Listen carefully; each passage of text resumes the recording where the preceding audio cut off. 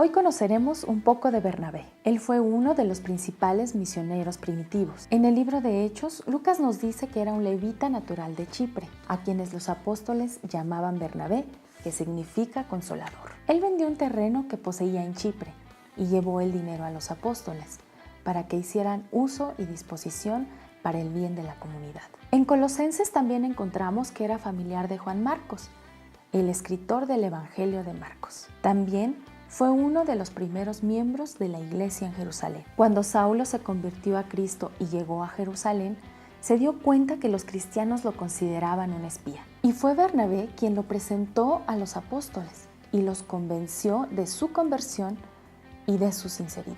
Y esto lo podemos encontrar en el libro de Hechos 9:27, que dice: Entonces Bernabé lo tomó a su cargo y lo llevó a los apóstoles. Saulo les describió en detalle cómo en el camino había visto al Señor, el cual le había hablado, y cómo en Damasco había predicado con libertad en el nombre de Jesús. Cuando la iglesia en Jerusalén se dispersa hacia Fenicia, Chipre y Antioquía, Bernabé es enviado a Antioquía. Cuando él llegó y vio las evidencias tan grandes de la gracia de Dios, él se alegró mucho y animó a todos a permanecer fieles en el Señor. Una característica importante la encontramos en el libro de los Hechos, donde Lucas lo describe como un hombre bueno, lleno del Espíritu Santo y de fe. Después, Bernabé partió hacia Tarso en busca de Saulo, y cuando lo encontró, lo llevó a Antioquía. Durante todo un año se reunieron los dos con la iglesia y enseñaron a mucha gente.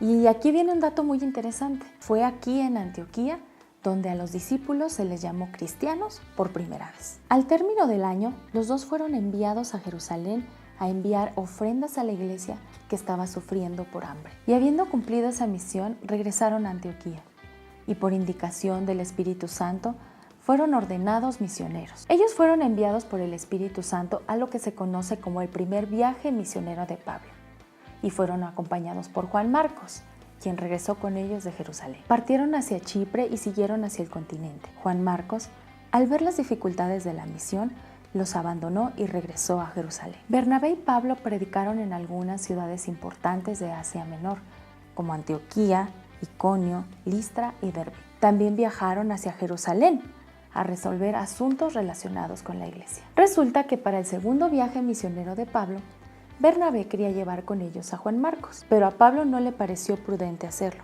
ya que los había abandonado. Esto ocasionó molestia para ambas partes, y Bernabé llevó consigo a Juan Marcos, y Pablo partió con Silas. En este punto, el libro de los Hechos concluye la historia de Bernabé, pero Pablo continúa mencionándolo en algunas ocasiones en sus cartas. Esto significa que el hecho ocurrido quedó en el olvido y continuaron siendo amigos. Y como dijo Lucas, un hombre bueno, lleno del Espíritu Santo y de fe, como deberíamos ser todos nosotros.